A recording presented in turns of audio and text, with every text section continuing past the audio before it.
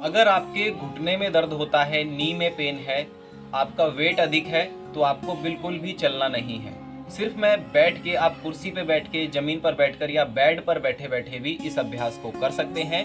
Proper तरीके से इस अभ्यास को करने पर 2 से 3 दिन के भीतर ही आपके घुटने का गैप, घुटने में ग्रीस की कमी है या लिक्विड कम हो चुका है, फ्लूइड कम हो चुका है या गैप अधिक आ गया है या गैप कम हो गया है, तो इन समस्याओं को आप आराम से दूर कर सकते हैं। तो आएंगे अभ्यास के लिए। तो चैनल पर अगर आप नए हैं तो चैनल को सब्सक्राइब जरूर। सबसे पहले आपको दंडासन में बैठना है। पहले तो ये जान लें कि घुटने में गैप आता नहीं है, घुटने में गैप कम हो जाता है, जिसके कारण दोनों हड्डियां आपस में टच हो जाती हैं और दर्द करने लगती हैं। तो घुटने में गैप की कमी जब आती है तो इसका मतलब है आपका लिक्विड खत्म हो चुका है या ग्रीस की कमी आ गई है।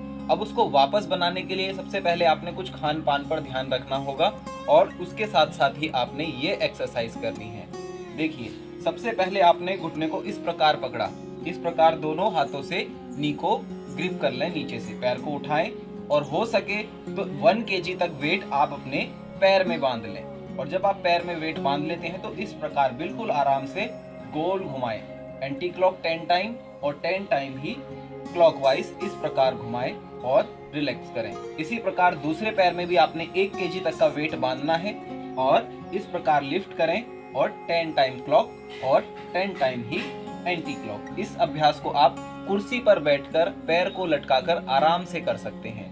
अब दूसरा अभ्यास आपने क्या करना है, फिर से पैरों को इस प्रकार ग्रिप करें, थाई को नीचे से पकड़ें, पैर को उठाएं और श्वास भरते हुए इस प्रकार ऊपर खींचें और श्वास छोड़ते हुए नीचे और फिर श्वास भरते हुए। इसी प्रकार आपने दूसरे पैर से भी इनहेल अप और एक्सहेल डाउन इस प्रकार 20 से 30 राउंड करने हैं। थोड़ा थोड़ा रिलैक्स कर रहे हैं और फिर से अभ्यास को दोहराएं। जब आप इतना अभ्यास कर लेते हैं तब बाएं पैर को मोड़ें और इस प्रकार थाई के ऊपर रखें और नी को फिर आराम से बिल्कुल पुश करें डाउन और फिर श्वास भरते हुए ऊपर उठाएं। इस प्रकार 10 से 12 बार बाएं पैर से और 10 से 12 बार ही आपने सीधे पैर से इसका अभ्यास करना है और फिर रिलैक्स करें।